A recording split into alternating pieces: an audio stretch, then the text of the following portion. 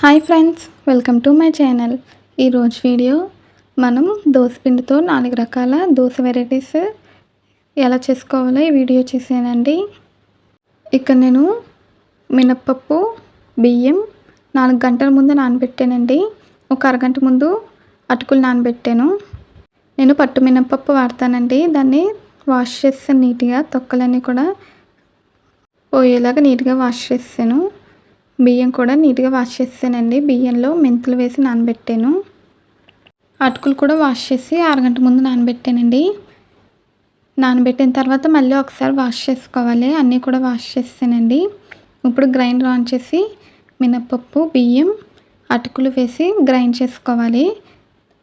తగినంత నీళ్ళు వేసుకుంటూ గ్రైండ్ చేసుకోవాలండి.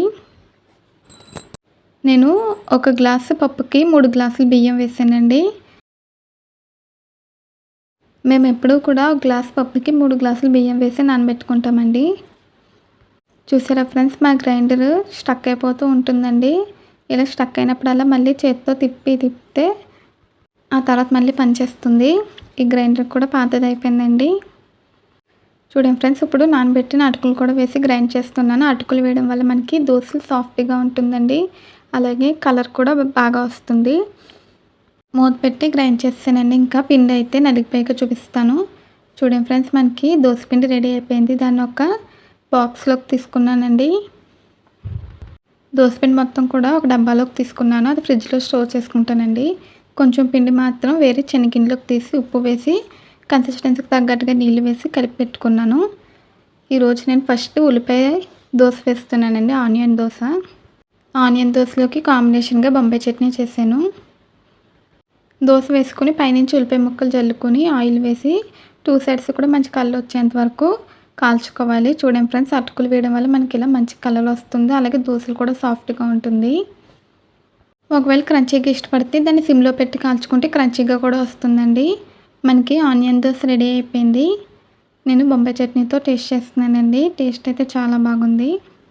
మీరు కనుక మా ఛానల్ ఫస్ట్ టైం చూస్తున్నట్టయితే ప్లీజ్ లైక్, షేర్, సబ్స్క్రైబ్ చేయండి. ఇప్పుడు ఒక రకం దోశ అయిపోయింది కదండి. తర్వాత నేను ఇక్కడ ఒక ప్లెయిన్ దోశ వేసాను. ఇప్పుడు 2 రకాల ఎగ్ దోశలు వేస్తున్నానండి. ఎగ్ దోశ అంటే అందరికీ ఇష్టం కదా. ఎగ్ దోశ కోసం బయట వరకు టిఫిన్ సెంటర్ వరకు వెళ్ళకుండా మనం ఇంట్లోనే టిఫిన్ సెంటర్లో చేసుకునే టేస్ట్తో ఇంట్లోనే ఎగ్ దోశ చాలా టేస్టీగా చేసుకోవచ్చండి. ముందుగా దోశ వేసాను. దోశ వేసి సిమ్లో పెట్టేసానండి. తర్వాత ఒక కోడిగుడ్డు వేసి అది దోశ మొత్తం కూడా ఇలా స్పూన్తో అప్లై చేశాను. ఇప్పుడు ఉల్లిపాయ దోశ కన్నా అందరూ కూడా ఎగ్ దోశని ఎక్కువగా ఇష్టపడుతున్నారు. తర్వాత పైనుంచి కొన్ని సన్నగా తరిగిన ఉల్లిపాయ ముక్కలు, పచ్చిమిర్చి జల్లానండి. తర్వాత పైనుంచి కొంచెం ఉప్పు మరి ఎక్కువగా వేసుకోకూడదండి. ఎందుకంటే దోశపిండిలో వేసుకుంటాం కదా, తక్కువగా ఉప్పు జల్లుకోవాలి. తర్వాత కారం స్ప్రింకిల్ చేసానండి. ఇప్పుడు కొంచెం చాలా చిటికెడు పసుపు వేసానండి. తర్వాత గరం మసాలా పొడి పైనుంచి జల్లాను. గరం మసాలా పొడి వేస్తే మనకి ఆ చట్పటా టేస్ట్ వస్తుంది కదండి. తినడానికి కూడా బాగుంటుంది. తర్వాత ఆయిల్ వేసానండి. కొంచెం ఆయిల్ ఎక్కువే పడుతుంది. ఆయిల్ తగినంత వేసుకొని ఇలా 2 సైడ్స్ కూడా ఫ్రై చేసుకోవాలండి. 2 సైడ్స్కి కూడా కాల్చుకోవాలి. ఇలా మంచిగా కలర్ వస్తే మనకి ఎగ్ దోశ రెడీ అయిపోయిందండి. ఇప్పుడు దీన్ని మనం సర్వింగ్ ప్లేట్లోకి తీసుకుందాము. ఇది ఒక స్టైల్ ఎగ్ దోశ అండి. ఇప్పుడు మనం 2వ రకం ఎగ్ దోశ ఎలా తయారు చేసుకోవాలో చూద్దామండి. ఒక బౌల్లోకి ఉల్లిపాయ, పచ్చిమిర్చి సన్నగా తరిగి తీసుకున్నాను. అందులోకి తగినంత ఉప్పు, కారం, పసుపు, గరం మసాలా పొడి వేసానండి. వేసి ఒకసారి బాగా కలుపుకోవాలి. తర్వాత ఒక కోడిగుడ్డు వేసానండి. ఇప్పుడు బాగా బీట్ చేసుకోవాలి. ఎగ్ వేసాక బాగా మిక్స్ చేసుకుంటే మనకి ఫ్లఫీగా వస్తుందండి. నేను ఇలా కలిపి పెట్టేసుకున్నాను. ఇప్పుడు అట్ల రేకు పెట్టానండి. అట్ల రేకు హీట్ అయ్యాక దోశపిండి వేసి దోశ వేసాను. ఇది కూడా దోశ వేసాక సిమ్లో పెట్టేసుకోవాలండి. ఎందుకంటే మనకి ఎగ్ బాగా ఉడకాలి కదా, అందుకే సిమ్లో పెట్టి ఉడికించుకోవాలి. తర్వాత మనం కలిపి పెట్టుకున్న ఎగ్ మిశ్రమం కూడా వేసి ఇలా స్పూన్తో దోశ మొత్తం కూడా అప్లై చేసుకోవాలండి. ఈ స్టైల్ ఎగ్ దోశ కూడా చాలా బాగుంటుంది. అది కూడా బాగుంటుందండి. ఈ 2 రకాల ఎగ్ దోశ మనం ఇంట్లో చేసుకొని తింటే ఇంకా టిఫిన్ సెంటర్లో ఎగ్ దోశ మనకి గుర్తుకు రాదు. దానికి మించిన రుచితో ఇంట్లో చాలా ఈజీగా టేస్టీగా చేసుకోవచ్చు. తర్వాత కొంచెం ఆయిల్ వేసి 2 సైడ్స్ కూడా కాల్చుకోవాలండి. ఒక సైడ్ ఫ్రై అయిపోయాక ఇంకో సైడ్కి తిప్పుకోవాలి. తిప్పాక కొంచెం ఫ్లేమ్ మీడియంలో పెట్టి కాల్చుకోవచ్చండి రెండో సైడు. చూడండి ఫ్రెండ్స్, మనకి మంచిగా కలర్ వచ్చింది. ఇది కూడా రెడీ అయిపోయిందండి. ఈ ఎగ్ దోస కూడా టేస్ట్ చాలా బాగుంటుందండి. యమ్మీ యమ్మీగా మనం 2 రకాల ఎగ్ దోసలైతే రెడీ చేసుకున్నాము. ఇప్పుడు నేను 4 రకం రాగి దోస వేస్తున్నానండి. కొంచెం దోస పిండిలో రాగి పిండి వేసుకొని కలుపుకోవాలి. కలుపుకొని దోస వేసుకుంటే మనకి రాగి దోస రెడీ అయిపోతుంది.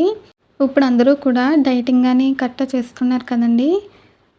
అలాగే రాగి దోస మనకి హెల్త్‌కి చాలా మంచిది. అప్పుడప్పుడైనా సరే ఇలా రాగి దోసలు వేసుకొని తింటే టేస్ట్ బాగుంటుందండి. హెల్త్ కూడా బాగుంటుంది. రాగి దోస పిల్లలకి అలవాటు చేయండి ఇప్పటి నుంచే. ఇది టేస్ట్ ఏమి వేరుగా తెలీదండి. మనం దోస వేసుకొని తిన్నట్టే ఉంటుంది. రాగి దోస దోసలాగే ఉంటుందండి. సెపరేట్‌గా టేస్ట్ ఏమీ తెలీదు. ఇలా 2 సైడ్స్ కూడా కలర్ వచ్చేంత వరకు ఫ్రై చేశాను. రాగి దోస రెడీ అయిపోయిందండి. ఇప్పుడు మనం ఈ వీడియోలో 4 రకాల దోసలు నేర్చుకున్నాము. ఒకటి ఎగ్ దోస, ఇంకోటి కూడా ఎగ్ దోస అండి. తర్వాత రాగి దోస, ఒకటి ఆనియన్ దోస వేసుకున్నాము. ఈ 4 రకాల దోసల వీడియో మీకు నచ్చిందా అండి? నచ్చితే ట్రై చేస్తే ఎలా వచ్చిందో కామెంట్స్‌లో నాకు తెలియచేయండి. ఈ వీడియో గనుక మీకు నచ్చితే ప్లీజ్ లైక్ చేయండి, షేర్ చేయండి, సబ్స్క్రైబ్ చేయండి. మళ్ళీ వీడియోతో కలుద్దాం. Bye friends.